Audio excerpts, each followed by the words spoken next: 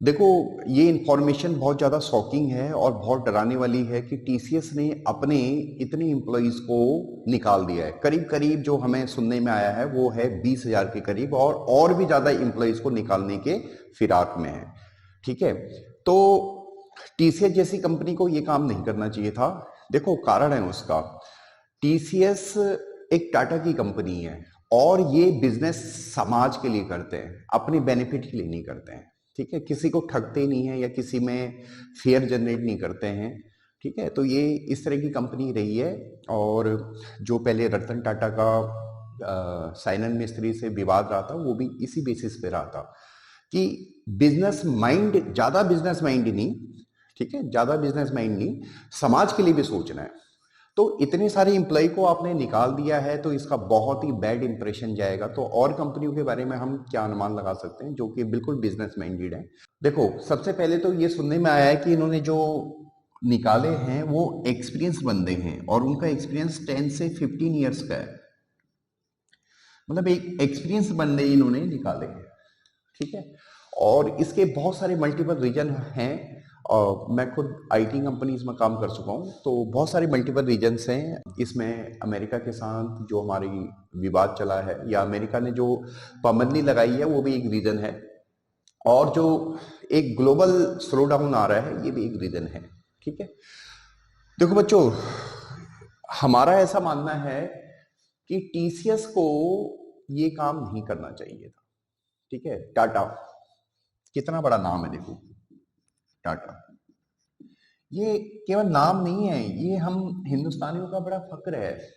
आप समझना पहले, टाटा ग्रुप एक वो ग्रुप है जिसपे हम भारतीयों को फक्र होना चाहिए। ठीक है, और मतलब मैं एक कुछ साल पहले का विवाद अगर रिमेम्बर करूं तो रतन टाटा का साइरन मिस्त्री से विवाद चल रहा था। तो उस टाइम पे गवर्नमेंट ने भी इंटरवीन करना सही नहीं समझा, क्योंकि टाटा का अपना एक वर्किंग कल्चर है और एक अच्छा कल्चर है। ये समाज के लिए ज्यादा सोचते हैं। सबसे बड़े दानियों में शुमार हैं टाटा ग्रुप। ठीक है, तो जो हमें पहले तो देखो, जो हमें सुनने में आया है ये आया है कि जिन एम्प्लॉयज का अच्छा रिकॉर्ड रहा है उनको ये 1 से 1.5 साल की सैलरी दे रहे हैं। ठीक है, 1 से 1.5 साल की सैलरी ये दे रहे हैं, और जिन एम्प्लॉय का अच्छा रिकॉर्ड नहीं है उनको 3 मंथ की सैलरी दे रहे हैं। ठीक है, जबरदस्ती टर्मिनेट भी कर रहे हैं। तो देखो, मेरा ऐसा मानना है, ये देखो जो एक रेपो बनती है ना, इसको बनाने में सालों साल लग जाते हैं। ठीक है, और बिगाड़ने में कुछ सेकंड लगते हैं। तो टाटा ग्रुप ने अपनी जो इमेज बना रखी है वो इस तरह की नहीं बना रखी है। अगर कोई कंपनी इंप्लॉइज को निकालती है ना, तो उसके पीछे मेनली 2 रीजन होते हैं। एक, या तो कंपनी के पास पैसा नहीं है, दूसरा या उसके पास प्रोजेक्ट नहीं है। ठीक है, तो इसमें जो कंपनी के पास पैसा नहीं है ये रीजन तो नहीं है अभी टीसीएस के साथ, स्पेशली बहुत पैसा है इनके पास। ठीक है, और दूसरा project, it may be possible कि जो ग्लोबल प्रोजेक्ट्स हैं उन पे इफेक्ट हो गया है। ठीक है, ये है। बट मेरा ऐसा मानना है कि इनको कुछ और अल्टरनेटिव सोचना चाहिए था। जैसे ये जितने इंप्लॉइज इन्होंने निकाले हैं, करीब करीब 20,000 के करीब, इनको हाफ सैलरी पे या 40% की सैलरी पे या 50% की सैलरी पे आप रख देते हैं अभी हाल फिलहाल। देखो, किसी भी इंप्लॉय को आप 1.5 साल की सैलरी दे रहे हो या 1 साल की सैलरी दे रहे हो, अगर आप उसको 40% सैलरी पे या 50% सैलरी पे रख देते, ठीक है, तो वो करीब करीब 3 साल के इक्विवेलेंट हो जाता। ठीक है, 3 साल में तो बहुत हालत चेंज हो जाते हैं, है ना, ऐसा। दूसरा, आप जो ये इंप्लॉइज आप कम सैलरी पे रखते, इनको कुछ इनोवेशन में डाल देते आप। ठीक है, कुछ इनको और काम आप ले सकते थे, सोशल वर्क ले सकते थे, पढ़ाई में डाल देते, एजुकेशन सिस्टम में डाल देते। टाटा की अपनी कंपनी बना देते, एजुकेशन वाली सिस्टम, एजुकेशन कंपनी बना देते। ठीक है, वहां इनको एम्प्लॉय कर देते, रादर देन कि आपने उनको फायर कर दिया। और भी बहुत सारे काम थे समाज के, ठीक है, जो सोशल हित, जो सोसाइटी के लिए किए जा सकते थे। एनजीओ बना के इनसे काम ले लेते, एनजीओ बना के इनसे काम ले लेते। इस तरह के बहुत सारे काम इन एम्प्लॉय से कराए जा सकते थे, रादर देन कि आपने बिल्कुल ही फायर कर दिया। अपने प्रोडक्ट बनाते Tata, Tata group. IT company हमारी जितनी भी हैं, देखो सबसे चीप सर्विस देने के लिए फेमस है, वो कोई भी ग्रुप हो, टीसीएस ही नहीं, और भी जो भी ग्रुप है, ठीक है। तो ये अपने प्रोडक्ट बना देते हैं, अपने प्रोडक्ट अपने इनोवेशन पे काम करते, अपना कुछ अच्छा सॉफ्टवेयर डेवलप करते, ठीक है, ताकि उसकी डिमांड होती और मार्केट आगे चलती। बहुत सारी बड़ी बड़ी कंपनियां हैं जो बहुत सारे आईटी प्रोफेशनल को निकाल रही है, इसका इंपैक्ट पूरे मार्केट पे पड़ेगा, सारे मार्केट पे, इसमें आप भी हैं, हम भी हैं, सब इफेक्ट होंगे इससे, ठीक है। देखो अगर दिल्ली एनसीआर की बात करूं मैं, तो एनसीआर में जितने फ्लैट्स बन रहे हैं, मैक्सिमम जो फ्लैट्स लिए जाते हैं वो आईटी प्रोफेशनल द्वारा ही लिए जाते हैं, ठीक है।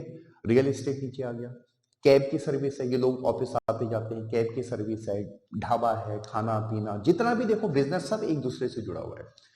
अगर जो हमारे सिटीजन हैं या जो हमारे मार्केट में चलने वाले बंदे हैं, अगर उनके पास पैसा नहीं होगा तो फिर वो खरीदारी नहीं करेंगे, ठीक है। खरीदारी नहीं करेंगे तो फिर मार्केट कोलैप्स हो जाएगी।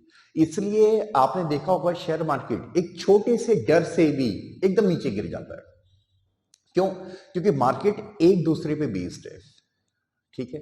अगर किसी के पास पैसा होगा तो वो खर्च करेगा, खर्च करेगा तो दूसरे की आमदनी होगी, ठीक है, फिर उसकी आमदनी होगी तो वो भी खर्च करेगा, फिर दूसरे की आमदनी होगी, इस तरह से ये पूरा सिस्टम चलता है। तो इतने सारे एम्प्लॉय को निकाल के एक गलत मैसेज गया है, ठीक है। विशेषकर टाटा ग्रुप को तो ऐसा काम नहीं करना चाहिए था, बट और भी कंपनियां जो एम्प्लॉय को निकाल रही हैं वो ठीक नहीं है, इससे इंजीनियरिंग कॉलेजेस पे फर्क पड़ेगा, ठीक है। देखो लास्ट में मैं यही कहूंगा कि इस तरह की विवाद में गवर्नमेंट को आना चाहिए, ठीक है। हालांकि वो आईटी सर्विसेज है, इन पर लेबर एक्ट नहीं लगता, ठीक है, लेबर एक्ट नहीं लगता, तो इसलिए ये अपनी जॉब्स को क्लेम नहीं कर सकते हैं, ठीक है। मगर फिर भी गवर्नमेंट को इस सिचुएशन में आना चाहिए, ठीक है।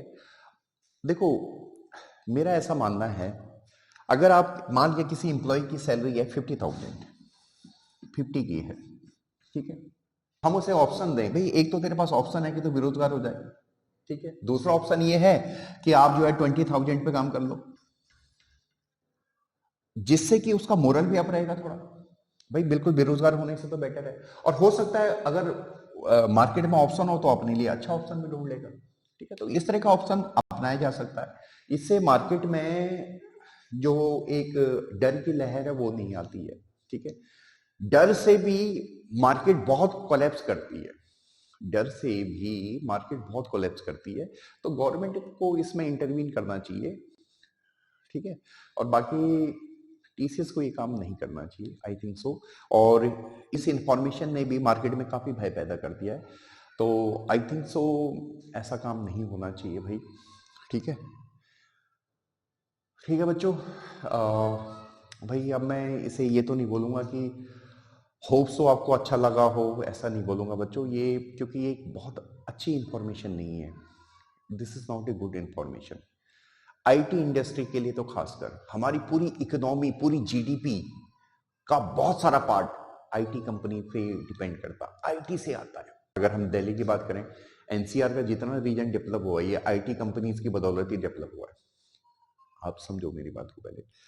तो अब क्या बोलें इसको, वेट एंड वॉच की पॉलिसी है, और बच्चों को मैं यही बोलूंगा कि पहले तो स्टडी सही ढंग से करो भाई, ठीक है। फ्यूचर किसी ने नहीं देखे बेटा, फ्यूचर अनप्रेडिक्टेबल है, फ्यूचर को कोई प्रेडिक्ट नहीं कर सकता, ठीक है। आप पढ़ो, इतना निराश होने की जरूरत नहीं है, भारत एक कृषि प्रधान देश है, ठीक है, तो इतना निराश होने की जरूरत नहीं है। चलो ठीक है।